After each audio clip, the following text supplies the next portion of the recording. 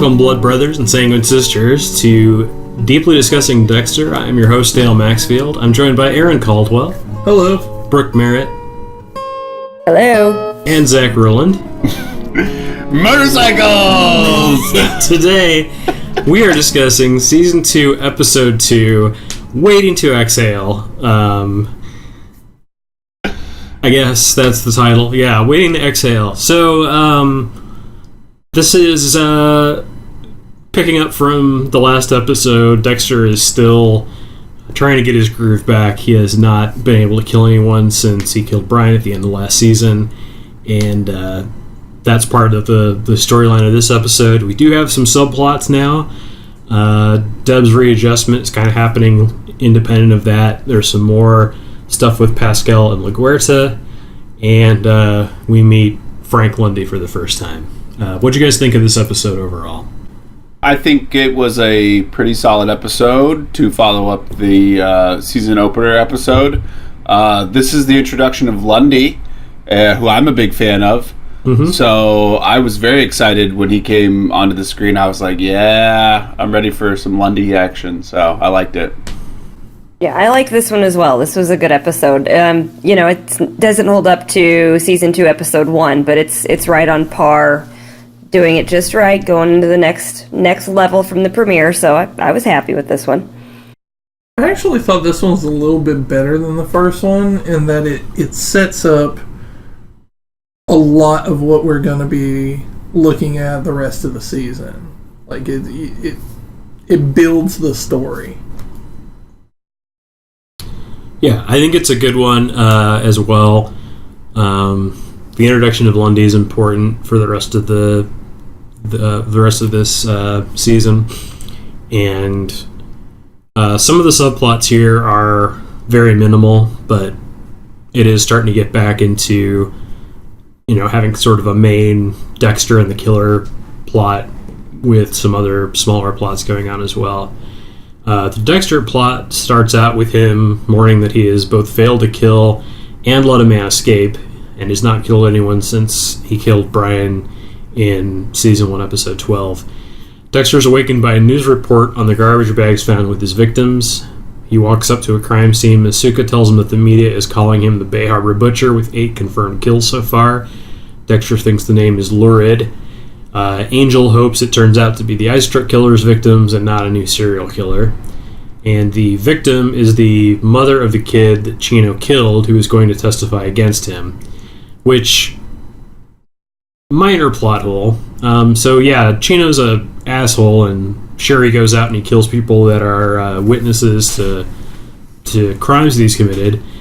But they eliminated this woman as being a potential witness because of her drug problems.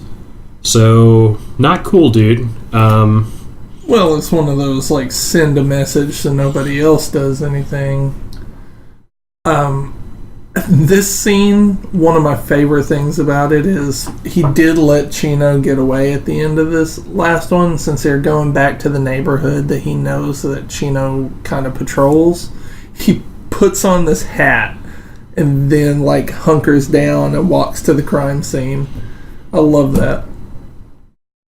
Yeah, I mean, he was seen by Lil Chino, so you got to watch out if this guy's going to be around or whatever. Like, this is a really cool moment for the show overall, in that Dexter's never had this happen. We as the audience have never seen Dexter lose a kill before, let alone one that he has to still continuously try to follow or, like, be involved with. And I think, Aaron, you're right. That is really funny that he, like, I didn't even really sense the cat. He was like in disguise or whatever. Yeah. Well, and let alone the guy that he accidentally let go of, we learn in this episode, is 6'9". So, I don't know. That guy must be really spry to have, like, gotten all the way out of the kill room while Dexter's back was turned. But, he's fast. He must that's be not like, the guy you want to piss off. He's like Dokes fast. No one is Dokes fast. He probably didn't run off down the middle of the road, though, after he got off the kill table. Dexter sees the little girl of the victim being carried off and flashes back to his own history. He says, if I killed Chino last night, the little girl's mother would still be alive. Dexter goes looking for Chino when a car begins following him. Though Dexter thinks it's Chino, it's actually Dokes. Dokes dares Dexter to hit him. Deb gets busted drinking OJ out of the bottle and leaves it sitting out without a cap. Dexter suggests several apartments, but Deb's not interested. She heads into work. Dexter gets a call from Astor. Rita has been calling around talking about Paul, and she's been yelling at Astor and Cody. So Dexter shows up and tells Rita that the county will bury Paul for free, and she can keep the insurance money to use it as a college fund for the kids. Rita says, I didn't ask for your help or your advice. Yeah, we get some ice cold Rita. Yeah. He is taking it to him, you know? Well, Dexter's like completely misreading the situation there, and Well, I mean, Yeah. I want to point something out. Like this season, they're all worried about what they're calling the Bay Harbor Butcher, but what kind of monster is Deb just like drinking right out of the jug and then leaving the OJ out with no cap on? What kind of a monster? And I love this tension between them with her doing that, and then, you know, she comes out and says the bathroom's all yours, and he says kinda always was. I just love that. They're just driving each other nuts, because those are two different personalities. yeah, if it was anyone but Deb, she'd be M99 pretty much 24/7. Well, and he even says, I will not kill my sister, I will not kill my sister, I will not kill my sister. And it's so great because like every sibling feels that way at some point. I will not kill my sister. I will not kill my sister. The difference is, though, is that he actually has killed a lot of people, so it is kind of in question whether or not he would kill her for leaving the cap off the OJ. Mm-hmm. Justifiable homicide. Little Chino walks into Miami Metro with his lawyer. Angel and LaGuerta interrogate Chino. Deb sees Chino on a monitor and says, holy fuck, he's big. Chino has an alibi and Pascal sets him loose. Dexter tries not to smile. Masuka shows Dexter underwater footage of the body bags. Dexter doesn't know how he'll dispose of Chino since his dumping ground is no longer a valid spot. Alright, so why did Deb have to say, holy fuck, he's big, after, in the last episode, she called him like a meat bus? Yeah. Like, she's seen this guy before. I think it's like, it's a continuity problem, like that it's two different writers and they just like, they wanted Deb to say something silly in both cases, so she does. Well, meat bus wins. Holy fuck, he's big is not original at all. Yeah. Then Dexter goes and checks out a trank gun and some kind of harpoon syringe to take down Chino. I guess the police just like let forensics guys borrow dangerous weaponry. And of all the things, like, Dokes never questions this ever. Like, all of the stuff he knows, he doesn't rent porn, but he doesn't know he rents animal tranks. Like, Yeah, I mean, he must have like talked the guy into not checking it out properly or something. this brings me back to a season 1 point. Miami Metro is the worst. They are the worst. Yes. They're so bad. The worst police force ever. They might as well exist He had a right good along. cover story. He had a good cover story saying there was a gator that ate his puppy. Yeah. But Miami Metro might as well exist right alongside the Miami-Dade police for how effective they are. Because they're not helping at all. Dexter walks up to Chino and tries to trank him, but Chino has hidden help who knocked down Dexter. He somehow gets into a sewer. Speaking of like weird, insane escapes, I don't know how Dexter's supposed to get down in that sewer, but okay. They did a shot of the manhole. I'm assuming he picked up the manhole. With what? I don't know. I'm just saying there was a shot of the manhole, and I was like, "Oh, he went through a manhole. Cool. I've never gone through a We manhole." don't need science to come into this on how he would have gotten the manhole cover open. They don't consider science or fact. I mean, does the other side of the harpoon have like a crowbar attachment or something? And he used that. Double duty weapon. Yeah. So being trapped in the sewer flashes him back to Dexter and Brian in the container, and Harry comes in to pick him up. This time Brian is yelling, "Please don't leave me." Which, Harry, leaving a kid in there, he's like, "You're damned," and just picks up the youngest one and walks out. I'm like, what? Who does that? Harry Morgan.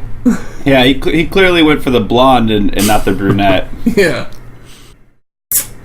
Dexter makes it back to his apartment. Rita is waiting. She's been calling for hours. She says that Paul's funeral is in an hour and she needs him there. Which they have this little conversation about that, and then Dexter just agrees to go get ready. Dexter, Rita, and the kids are the only ones at the funeral. Cody takes Dexter's hand and tells him not to be scared. Cody brought his nesting doll from an earlier scene at the church with him. I don't know why he has this nesting doll, but okay, sure. The priest tells Dexter he's sorry for his loss. When he walks away, Brian is sitting next to Dexter in the pew. Brian says Dexter killing him wasn't Dexter's fault. Dexter says, "I need to let you go." Brian says, "You think it's as simple as that?" Dexter says, "Nothing simple." Cody says, "Does this mean you're my dad now?" This is maybe why I don't like this Cody better than the other Cody. But he said it with inflection. Like, he did so much better. Yes. No, he didn't. Again, what do you want? I just hate kids. Maybe that's the problem. They just need to get an adult to play Cody, and I'll be all right. They just have Mark Pellegrino playing for the rest of the season. Right, that would work. Like, they could have, like, Lieutenant Dan and made him wear those socks that they just, like, green screen out. He just walks around on nubs.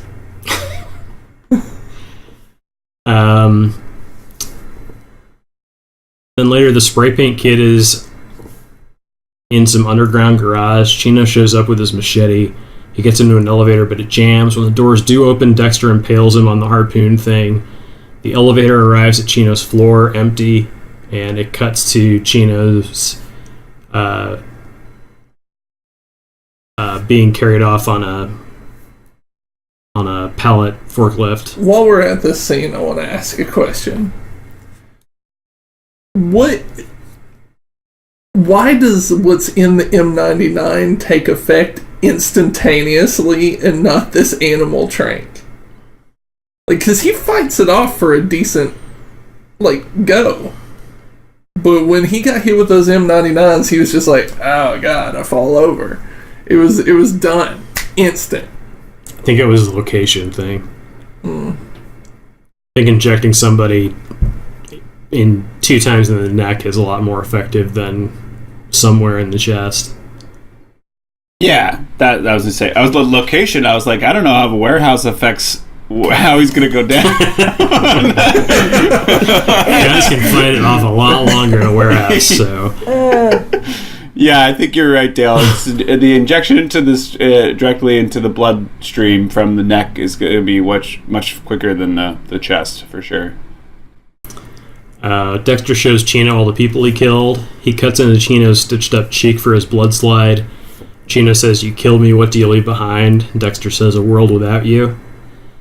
Dexter's found a safer place to dump the body into the Gulf Stream, which will propel the body north and into the middle of the Atlantic. Rita calls and tells Dexter she needs to see him right away. She shows him Paul's shoe. Rita tells Dexter what Paul accused him of. She says she blames herself for Paul's death. She asked if Dexter attacked Paul. Dexter says he hit Paul to protect her and the kids on impulse. She asks where he got the drugs. Dexter says he stole them from the evidence locker. Rita, is seeing the story change from impulse to preconception, says, how did Dexter know how to cook the right amount for Paul? She decides the reason is that Dexter's a secret drug addict.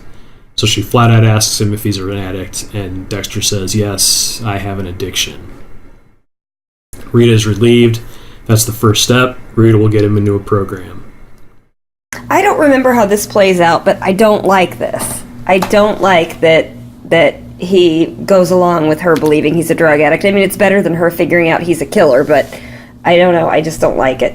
We'll see how it plays out and if that changes my mind, because I don't really remember. But he he is literally wearing a short sleeve shirt, and you can see that there are no track marks. He does it in his toes. Yeah, I mean, he's also a forensics guy and would probably know how to hide that stuff. People shoot up in their toes. I saw a dude shoot up in his thigh right next to his genitals once. So, he could do it anywhere. Yeah, but she sees him naked.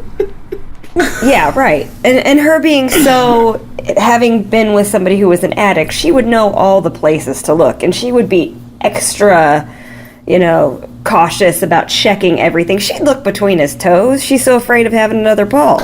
Well, I don't know that, because he says he's an addict, I don't think they necessarily go specifically into which drug he's addicted to. Well, she knows he stole heroin from the lockup. So the initial assumption would be heroin.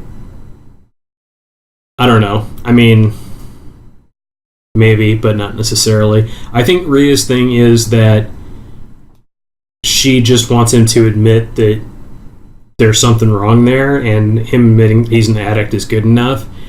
For Dexter, it's, I'm admitting that I'm an addict, but I'm not admitting that I'm a drug addict. I'm just not going to tell you that's not what it is. So they both feel like they're in the right on that side of things, and Dexter feels like it's better for him to fake his way through going to meetings than it is to potentially lose Rita over it, or have people find out that she thinks he's a drug addict. But ultimately, I mean, having the excuse I have to go to a meeting is now his valid excuse for getting out of the house, right? Instead of having to True, it does just work sneak in his out favor. all the time. So Yeah, and he doesn't have a lot to fake to pretend that he is getting over his addiction, because he's not showing any signs of being an addict other than sneaking around. So it's an easy fix, that is true. It's an easier cover for him. It actually does help him in the long run. Mm-hmm. I stand down with that, yeah.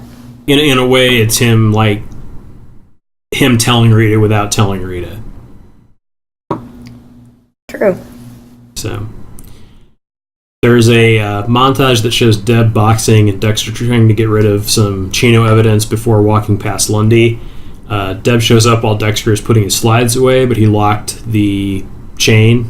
Dexter says, "Annoying, isn't it?"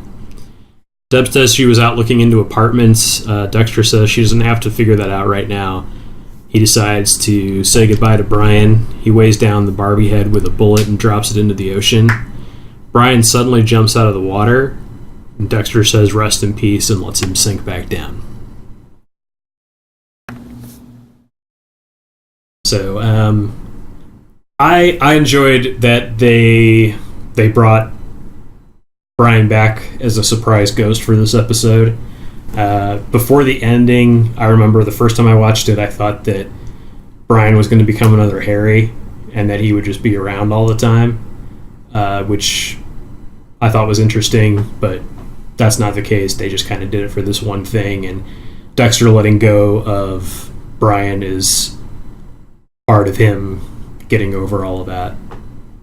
I was agreeing with Dale. I liked it. I'm glad they didn't bring him around, but I'm glad they brought him back for just a little bit. But it was a good way of letting go, and especially with the whole tie-in of the butcher, the Bay Butcher thing. He puts the lead in the head of the Barbie and sinks it, which is like, you still can't figure out a good way to really dispose of anything. This is a litter bug. No, I was going to say, I do like that they brought him back and they, kind of do a little send-off. I don't like the way they did it with him jumping out of the water. It reminded me too much of the ending scene of Friday the 13th, the original. Maybe that's just me. But I didn't like him coming up out of the water. I thought that was a little bit hokey. But I do like, I liked the Barbie head with the bullet, and I liked that he closed that chapter a little bit. I just didn't like the way they did that final scene with it. That jump was just, I don't know, it was just like some extra scare to throw onto the end of that shot, and then they immediately defuse it again. I thought it was kind of sick that Dexter was walking around with that Barbie doll head on his keychain, like, for all to see. It seemed like the kind of thing that Deb wouldn't be too happy about, but... Well, I don't think Deb ever knew about the doll, so... Even so... But wouldn't you still have questions about somebody carrying a Barbie head on their keychain? An adult man with a Barbie head on his keychain? I mean, That indicates some real unhealthy stuff. Yeah. Yeah, like, even Rita asking him and being like, what is that supposed to represent? That's not me. It could be. So, the first B-plot here is Deb's readjustment. A woman is curt with Deb in Spanish, and a kid on a bike translates it as, "You cops don't fucking do nothing. You get the point. Right, bitch?"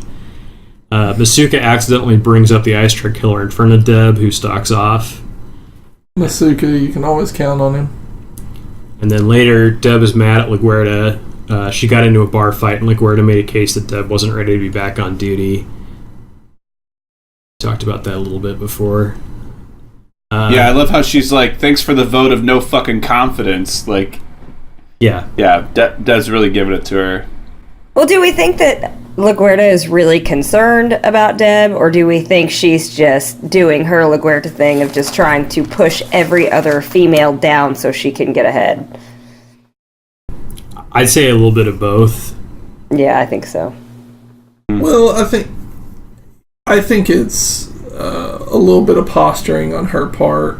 She shows herself as concerned to everybody that'll listen, and she also sets herself in a point where if Deb does have a breakdown on the job, well, I was right. You should have listened to me. Yeah, that's true. And Deb had a good line in the last episode that she said, LaGuerta's just jealous the ice truck killer fucked me instead of her. And on some level, is LaGuerta jealous that, Deb is the one who is getting all the focus about the ice truck killer because Deb was his victim, and that's taking the focus off of LaGuerta even more. I can see that. Yeah. I also think, like, for as much as they don't seem to like each other, I think Deb did win some respect from LaGuerta last season, so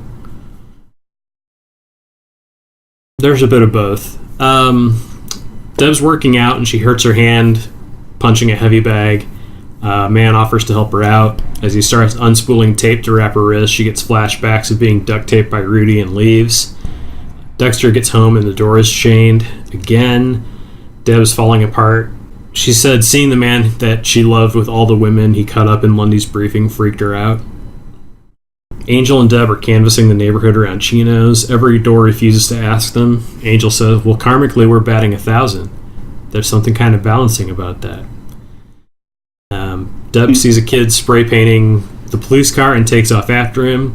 She knocks him down and straddles him, putting her gun to his neck. Angel calls for her, and she immediately stops. The kid has wet his pants. I loved this. This little kid was an ass. And I loved when she pulled the gun on him. I was like, this is amazing.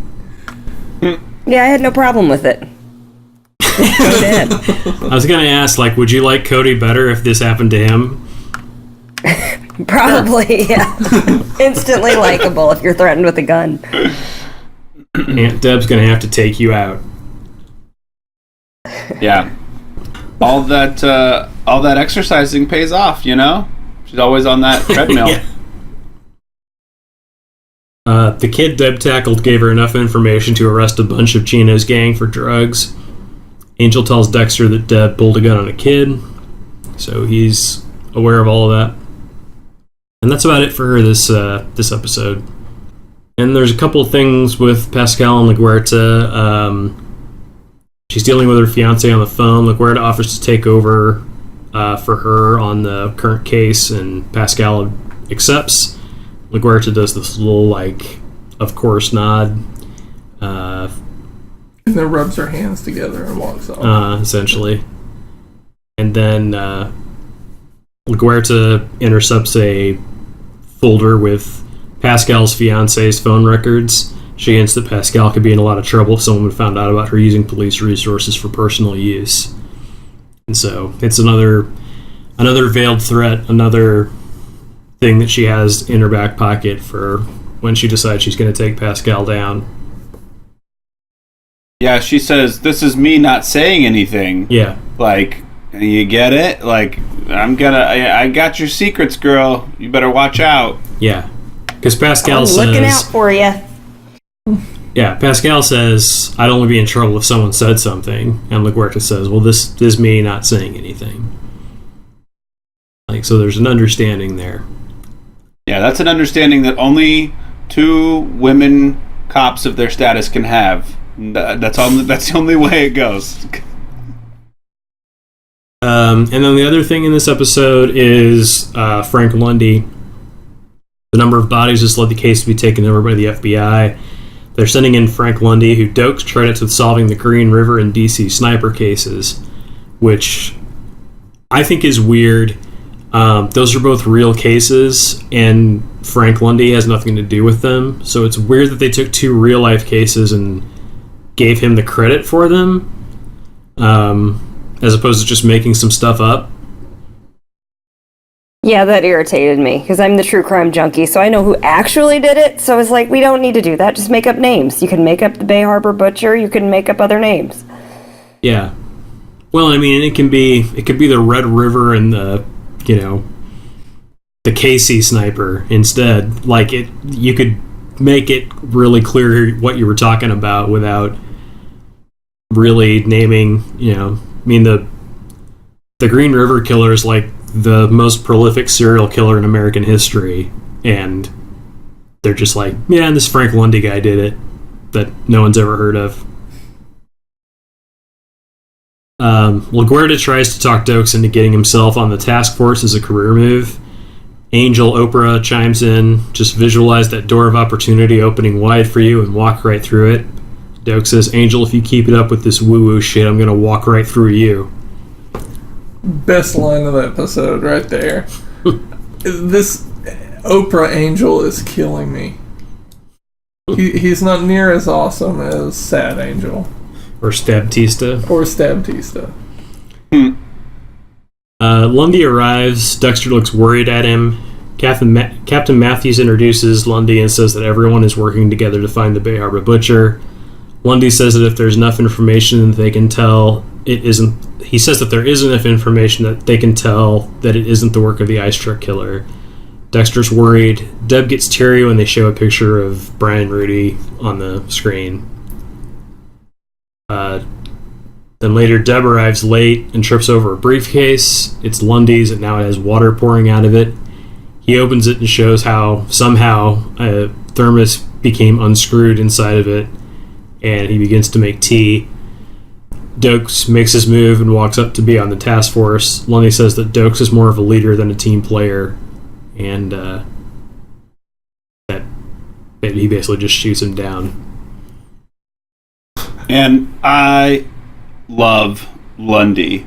Yeah. The way that he is portrayed in this is just, he's so good. It's like not necessarily reserved, but he does have, like, he's reserved a little bit, but he's just like always calm and collected, and just has a presence about him. And of course there is a lot of legend about the character, built up by the police force and everything, but the guy actually playing him, the actor playing him, is just so good. And I really enjoy watching him be on screen. Yeah. You see, like, the true crime shows, and you watch these press conferences, and he is that guy. They could not have nailed that kind of character any better. He's perfectly cast, plays it perfectly. That is exactly how that character should be. I love Lundy. I'm so glad he's on now. Yeah, he's good because he's not connected to anything politically. He knows his stuff, he knows what he's talking about, and he's completely unflappable. So he feels like the leader that they don't have. He's who Captain Matthews should be, or who LaGuerta should have been. He's just a really solid presence. Which is why he's FBI and they're Miami Metro. I was just going to say that. He's not in Miami for a reason. He brings so much to this role. He's very unassuming when you look at him, but the way he carries himself is just completely different from everybody else in the show, and does such a good job of setting him apart. So this episode was directed by Marco Siga. It's his first episode of Dexter. Previously, he worked on Blink-182 and System of a Down videos, Veronica Mars, and Cold Case.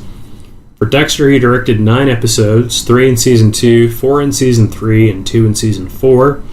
And after Dexter, he directed 10 episodes of The Vampire Diaries, out of 171 total episodes, and 18 episodes of The Following, which was a Kevin Bacon series where he's a criminal. By the possibility I could have been on set with Mr. Marco Siega. Yeah. I worked on a lot of the episodes of The Following, a couple of the seasons. Cool. I love The Following. It's such a good show. Is it? I never watched it, but I was on it, so I'm curious. It seemed like it was a good show. I watched the first, I think, season and a half. It was good. Yeah. Clyde Phillips was the writer. He previously created and wrote on Parker Lewis Can't Lose and Suddenly Susan. He was the showrunner for the first 4 seasons of Dexter and wrote Season 1, Episode 2, Crocodile, this episode, and 1 episode each for Season 3 and Season 4. After Dexter, he worked on Nurse Jackie, where he was a writer and producer. So, I'll kick it back to you guys. What's the best line of the episode? I've got my best line as Dex saying, come on, don't get the shakes now. This is no time for performance anxiety. Okay. Like, yeah. Which is not a line he says to Rita. It's a line he says to himself. It's a double meaning. Yeah. Yeah. So I was like, all right, Dex, you're good. Good one for you, buddy. All right, I'll go. I have a tie. Hard to pick between I will not kill my sister, I will not kill my sister, I will not kill my sister, because I loved that whole play between the two of them. And when Deb kicks the briefcase and says, what fucking asshole left this here? And Lundy says, that's special agent fucking asshole. Yeah. I had to go with Dokes telling Batista to cut that woo-woo shit out, because oh my god, it's killing me so far. If you don't stop it with that woo-woo shit, I'm going to walk right through you. Yeah. Worst line of the episode? Mine was Cody. New Cody, just already losing faith with everybody. Cody's broken already?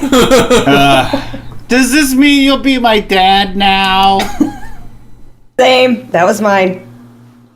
It's a bad line, but my god, imagine how much worse it would have been last season. Does this mean you're my dad now? I mean, it was a bad line, but it wasn't a horrible performance, too. You can't perform that line well, though. I mean, that line's so bad and so hokey, it can't be done well. Yeah. I mean, it is up there with It's All Your Fault, but I think It's All Your Fault actually can be delivered okay. It's just not by that kid. Not by original Cody. Yeah. All right, so how about performance of the episode? Yeah, I'm gonna give it to Lundy for me, just because he doesn't do much. He's not on screen very much, but man, every time he is, I'm happy. So I know it seems weird, and I'm gonna probably give it to him a lot this season. But like, yeah, I don't know. I'm already like getting a boy crush on him again. I went with Jennifer Carpenter. She was so good, had so much more to do in this episode. Just watching her lose it more and more. This was definitely her episode. See, I gave it to Rita.